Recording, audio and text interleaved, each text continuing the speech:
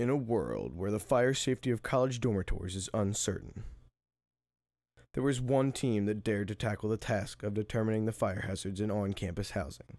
Team Burn-A-Nation.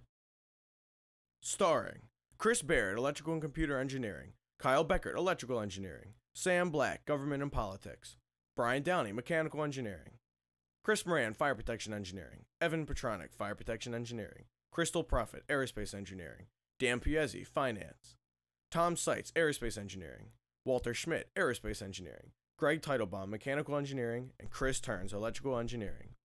This group was comprised of individuals from various majors set forth 3 years ago on a journey to discover how to help prevent student housing fires. In the past 10 years, there have been numerous fire-related incidents on college campuses.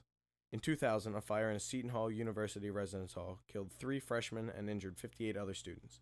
In 2005, at Southern Adventist University in Tennessee, a fire claimed the life of a 20-year-old student. Here at the University of Maryland, we have recently lost 2 students in off-campus fires. 3 years ago, this team decided to investigate what happens during an on-campus fire. This is our friend Adam. He represents a typical college student on move-in day. As you can see, he has an armload of stuff, but this is just one of many trips he will make up these stairs today.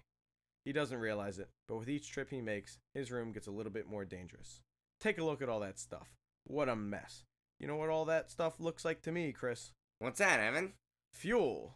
Fuel? Fuel for what? Fuel for fire. What you're watching are videos from a test burn of a college dorm room that our team performed at a government facility.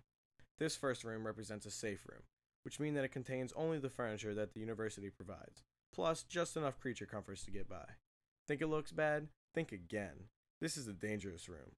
It had a ton of stuff in it, pretty much what an average dorm room normally has. To compare, the safe room had a peak fire temperature of about 450 degrees Fahrenheit. That's about as hot as your oven. But the dangerous room had a peak temperature of about 1500 degrees Fahrenheit. That's about the same as lava.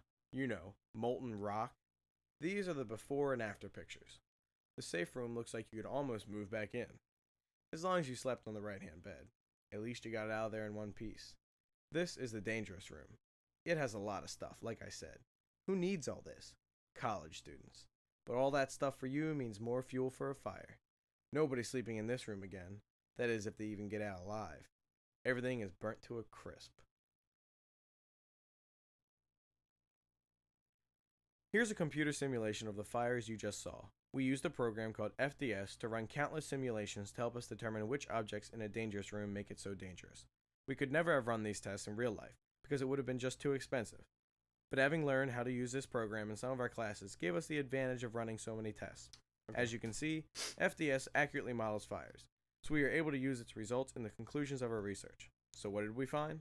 To make it easy, all those little things you have in your room can really add up, so just keep that in mind. All these tests you see in this video were conducted under the supervision of experienced professionals. In such a safe environment, we were able to have a lot of fun learning about fire and watching things burn. But none of this could have been possible without knowledge in the sciences and mathematics.